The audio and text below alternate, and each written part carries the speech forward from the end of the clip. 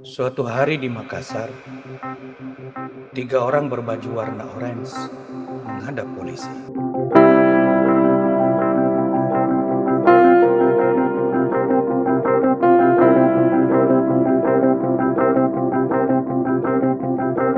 NA, CH dan ZA tertangkap tangan pemberi jawaban bagi peserta uji digital penerimaan aparatur sipil negara di kantor Kementerian Hukum dan HAM.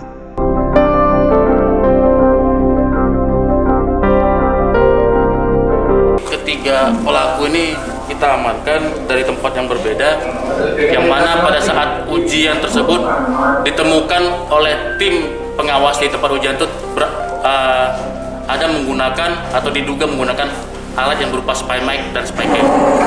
Dari situ kita ungkap mulai dari pemeriksaan dari calon ASN tersebut hingga dengan para pelaku ini kita berhasil tangkap. Sudah dilakukan penangkapan terhadap 21 orang sipil dengan 9 PNS yang terlibat dalam kegiatan kecurangan tersebut, dan menggunakan juga aplikasi remote access network.